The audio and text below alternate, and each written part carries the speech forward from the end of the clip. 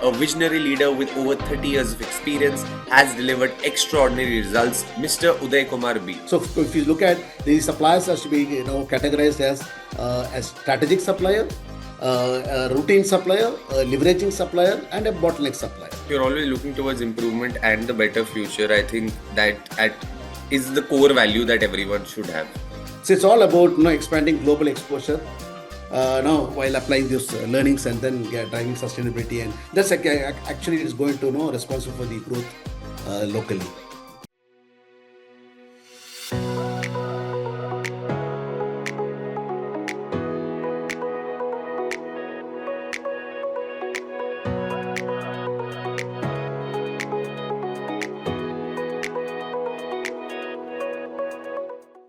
Hello everyone and welcome to FaceTime with Leaders powered by Directors Institute World Council of Directors. I'm your host Tanay All, and today we are diving into the world of operational excellence, leadership and the art of navigating some of the most complex business environments out there. If you've ever wondered how industries like oil and gas, automobile, automotive and manufacturing stay ahead in a rapidly changing world, you're in for a treat today. Our guest is someone who doesn't just talk about leadership, right? He's lived it. Mr. Udayakumar B, a visionary leader with over 30 years of experience, has delivered extraordinary results in operational excellence, supply chain strategy, business management, and lean transformation. He's played a pivotal role in streamlining operations and driving sustainable change across industries globally. And here's the kicker: he's done it all while embracing lean methodologies and sustainability principles. Mr. Uday Kumar, it's such an honor to have you with us today. How are you doing, sir?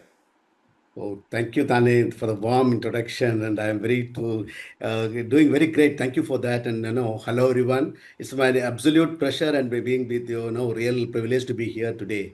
My passion has always been to build organizations that are sustainable, efficient, and people-centric. It's always inspiring to share insights from my journey across the diverse manufacturing industries I have the privilege to serve. So, Yeah, thank you once again, Mr. Tane, for having me on the show. our privilege, sir. So, every leader's journey has a story. Like, you've built an incredible career across multiple industries, but let's go back to the beginning for a moment. So, if you could take us back to those early days, we would love to know how your career journey began. Okay, thank you once again. It has been a remarkable journey filled with challenges, learning, and growth.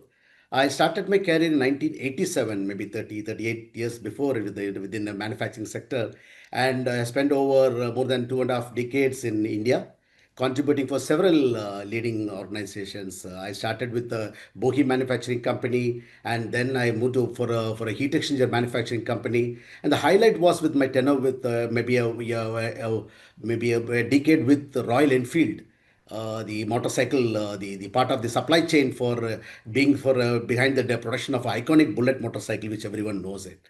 So then I worked for a company called Pricol, where I was supplying the precision components for motorcycles, cars, and but trucks for that. And then joined the Rane TRW company, where there is a Deming Award company. I have learned power of quality and process excellence. We're working with power steering systems for OEM cars companies. Later, I joined, into something different in terms of IT and service sectors with a company called HCL Technologies.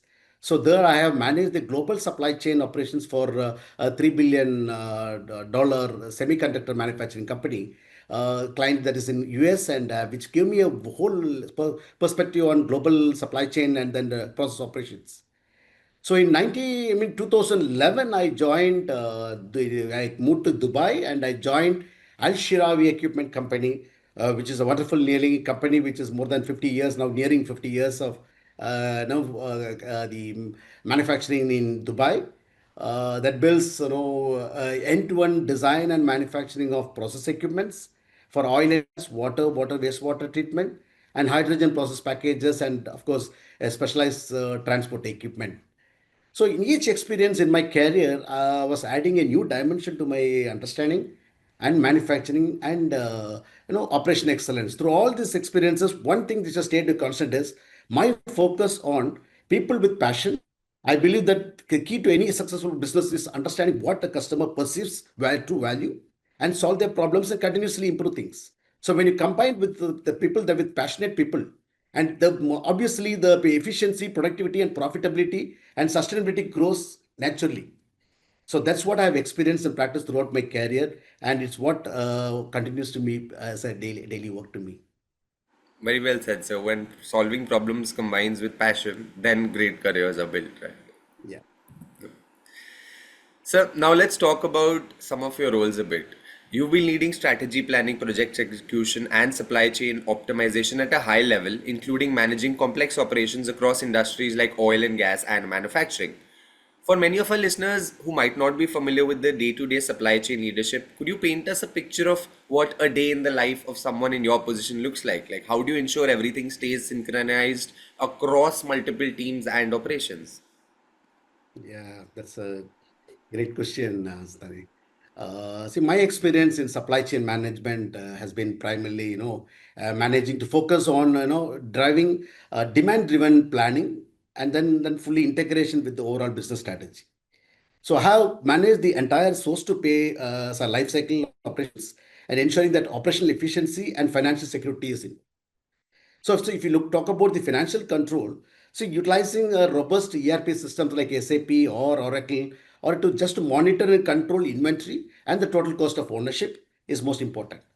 So my core objective was to ensure accounts payables are happening on time, and the company cash flow is in good position. So when you look at the customer value side, we have aligned the supply chain to meet the customer demands. What is customer demands? Customer looks for best quality, they want the competitive cost or price and the fastest delivery and effective value added services.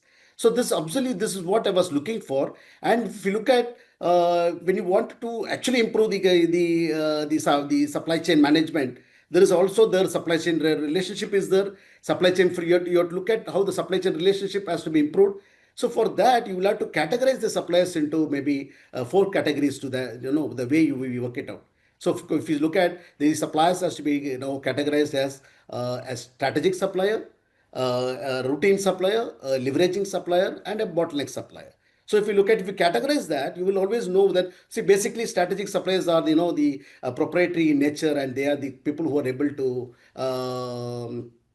be a partner, long-term partners with us. They are very, very critical for our operations. So we have to take care of them, and they will be, supporting us for the operations what we are doing, trying to do. The leveragings are where you have options are more, so you can always leverage on the cost. You can always take advantage of them, the pricing, because you have an alternate. You can always move from one place to another, or you can and the routine suppliers where you can do efficient cost savings. You can work on competitive bidding. You can talk about reverse auctions. And so when it comes to bottleneck suppliers, the challenges with the bottleneck suppliers, because they are high risk in nature, because that's where you need to know look at how the ways and means how to manage supply chain, and you'll have to look at how we can look for alternates, how we can also look for developing value engineering, or maybe pursue some new technologies to come out of the supplier. So these are all the approaches what we have been dealing in. So my approach has been always understanding operational realities per se, and then now we're deploying robust system for continual improvements. That's where now my focus area is now today looking at lean as a principle. So lean management is very, very important. So that's where I'm leveraging on with the current technological support, which is the AI and automation, which is coming into the picture. The organizations are now leveraging on AI and automation. Of course, in UAE, we talk about Industry 4.0 with IoT support, where we can be able to. But when it comes to lean, we are talking about identifying to eliminate waste, streamline process, and sustainability, efficiency with for the value chain. So that's a competitive advantage for the company, right? So that's what I can say. Thank you. Yeah, I think that's some really good learning in short for all our viewers. Yeah. Sir, you mentioned that you are leading the Lean Center of Excellence in your current role. What challenges have you faced in driving organizational goals while managing system transformations and leading the Lean Center of Excellence for operational efficiency? Like, how have you leveraged technology to strengthen and deliver on these objectives? Yes. Yeah, again, it's a very relevant question, which to the even which we discuss now. I must begin acknowledging the visionary leadership of our organization, which are currently working. Because during the pandemic period, while the most of the companies were actually struggling to sustain operations, our management saw it as an opportunity to sharpen our people's skills and strengthen the systems in nature. So that period became the turning point for establishing our Lean Center of Excellence in place, and this was a dedicated hub to promote and implement Lean principles across the organization. With the support of external consultants, which we had around 8 months here, the consultant has trained our people. They have given internal training. They have given aligned the principles of the global lean standards, which is across the globe. And then lean, we were focusing on streamlining the process, eliminating the waste, and embedding a culture of continuous improvement. See, for example, we have conducted value stream mapping. Value stream mapping is end-to-end process, right from the customer PO to the delivery. So we have done exercise. We called across for a project. We calling all the cross-functional team together, looking at working on the process map to see where are the pain points, so that you can reduce the pain points and you can always reduce the lead time for the process. So this kind of operations that we have worked on. So we're talking about how to improve the process. So people come with pain points saying that, okay, I have a problem in this department, this. So we list down all those and then work it out as quick wins. What are the quick wins? We can solve it up immediately. What are all the just do it? You can discuss with the cross-functional team and solve it off. And there are certain things which you'll have to do a root cause analysis and get it done. So all our teams are now motivated to do kaizans. Kaizans is a Japanese word. They call kaizen means continuous improvement. Is a change for better. So that's what we practice in lean, and then we have implemented 5 years, implemented TPM, this total productive manufacturing. We have implemented TQM, total quality management, and of course, as I was mentioning, that we have to put up the industry 4.0 technologies, IoT technologies in place for predictive maintenance of few missions. So the biggest challenge, the biggest achievement has been, transforming lean from a set of tools into a mindset that connects people, process, and the performance. So that's how we have been dealing it. So by combining lean practices, so technology and empowered employees, we can build an agile and efficient future organization. So because that's what we have a vision program of saying that carbon neutral manufacturing of reliable solutions. That's our vision program. That's we are working on lean. Yeah, if you're always looking towards improvement and the better future, I think that at is the core value that everyone should have. That's right. That's right. So, one of the standout elements of your career has been your unwavering commitment to eliminating waste and delivering value to customers. With such a strong sense of accountability, how did you cultivate a culture of lean principles and sustainability throughout the organization? Again, that's a wonderful question, and because it's very close to my heart, because people always talk about lean and sustainability. Okay, so lean manufacturing is lean and sustainability. They aren't just a system or a checklist. It's not like that. They are all a way of life in our organization. So as you know, in lean manufacturing or lean management, as I said, it was eliminating waste, optimizing process, and then continuously improving efficiency. And then when I say eliminating waste, what does waste mean? Waste means material waste, because a lot of material waste gets scrapped out, or there is an inventory, high inventory, or there is a time waste which is happening, which is because idle mission is idle, and the waiting time is a waste. Energy waste, because the consumption of power, which is excessive, and then fuel is all waste coming up there. And when we human resource is also waste. Sometimes we don't utilize the skill of the people. If you don't utilize the skill of the people, it's also waste. So, on the other hand, sustainability also talks about it. What does sustainability in language, different language? It says that you reduce, reuse, and recycle. So it's nothing. It's talking about again removing waste from the system. So, but from it's a principle that is by reduce the environmental impact of it. It's from the environment impact. So it is talking from environment, how to reduce carbon neutral, carbon footprint, energy efficiency, and then reducing waste. From the economic front, we can do the cost savings, and then we can even effective resource utilization can be taken care. And then socially, if you can say if it's a safe working environment and stakeholders' responsibilities can be taken care. So I would just want to say that lean and sustainability goes together hands in glove. That's what I want to say. When I could how the TQM was supporting my organization. Like for example, if I would preach my team saying that okay, quality control is just on the product, quality assurance is on the product and the process.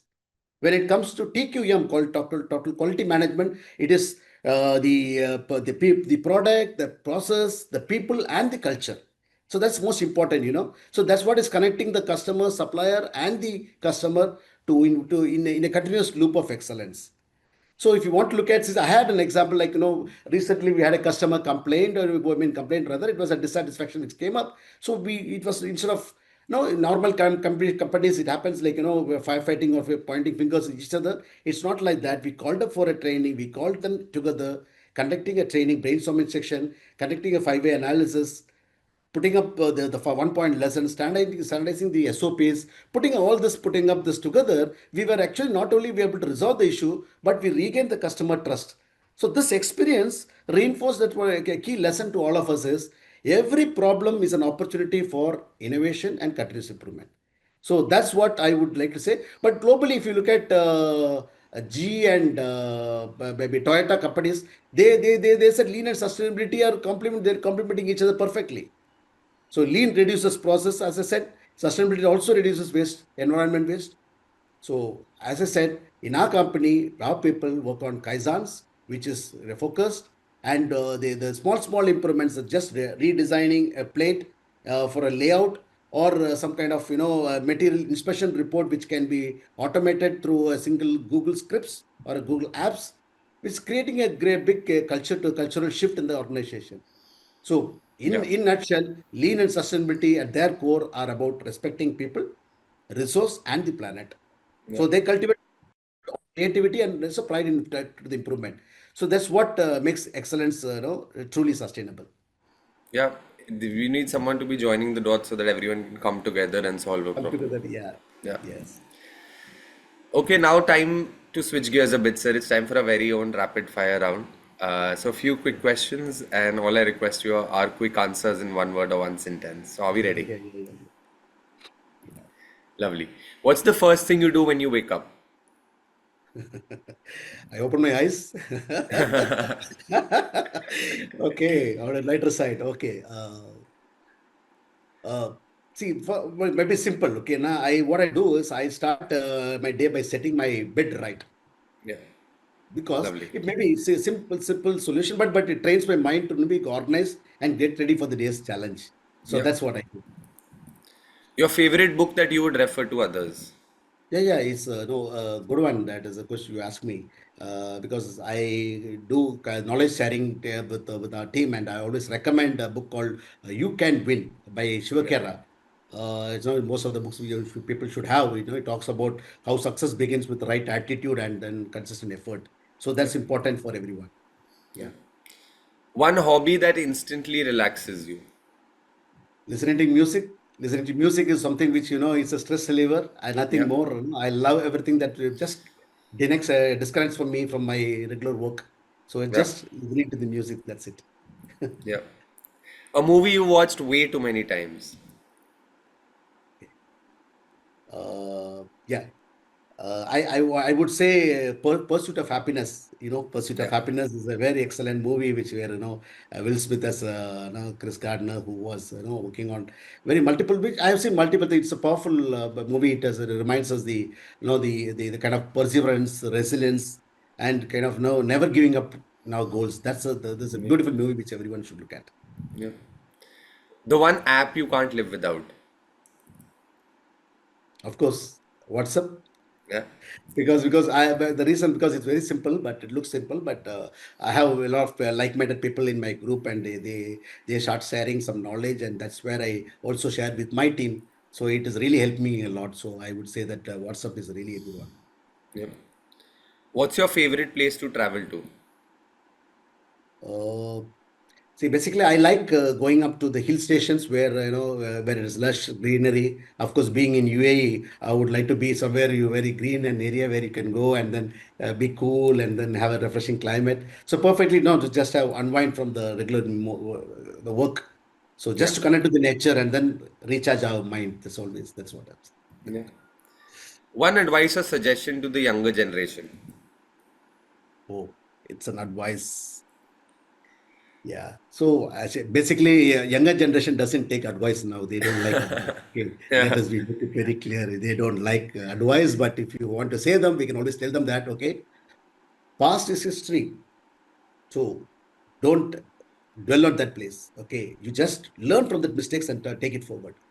Your future is mystery. So you can't know what will happen to you. You don't know what will happen to you. So just plan yourself.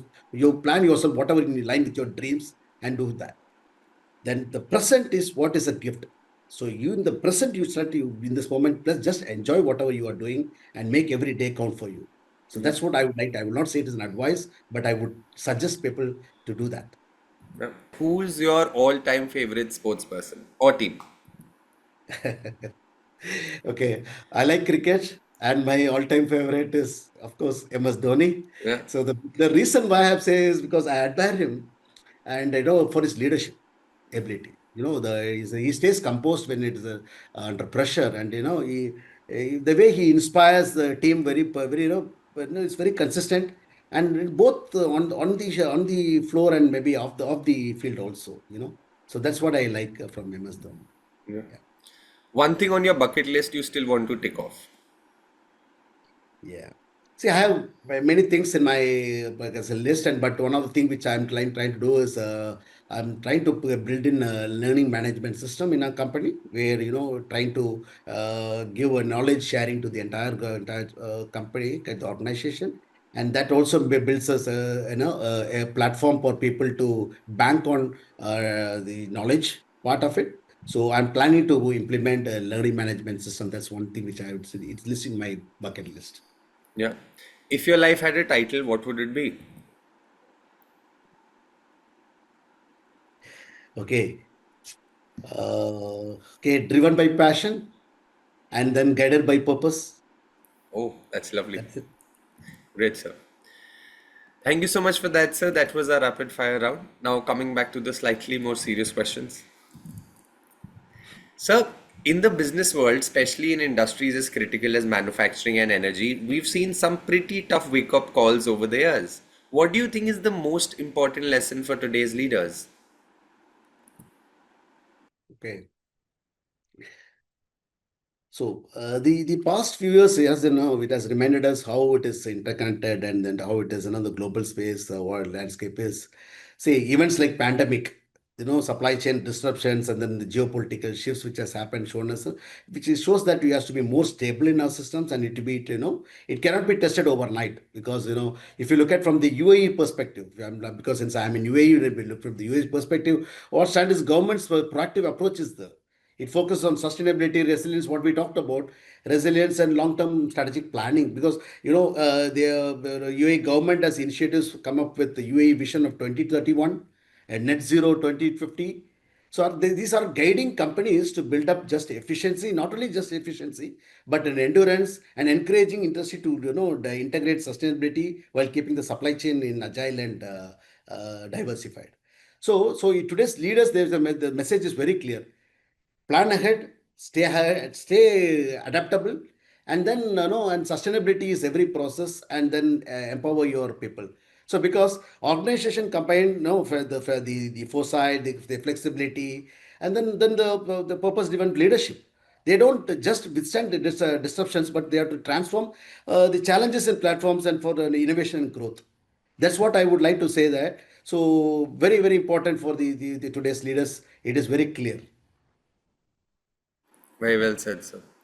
Sir, you recently joined Directors Institute, a platform that brings together thought leaders from various industries to discuss governance, strategy, and leadership. We would love to know what initially drew you to the institute and how has your experience been so far? Eh, Thank you, Tanya, for again for asking this last question. I think maybe you will have to come up with trying to understand why you joined it. See, I joined the director's leadership to strengthen my strategic leadership and governance, governance capability at a global level. So, today's organization is operating in an environment of increasing complexity, sustainability pressures are coming up, and then over in the evolving the stakeholders' expectations are increasing.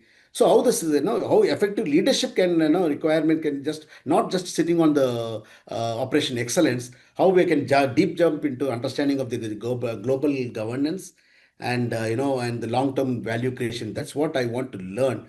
So what drew me to this institute is the opportunity to learn from international leaders, the best practices, the interact with the diverse leaders who are there in the industry, and translate those insights into meaningful actions so that I can always utilize in my own organization and it can for a wider industry per se.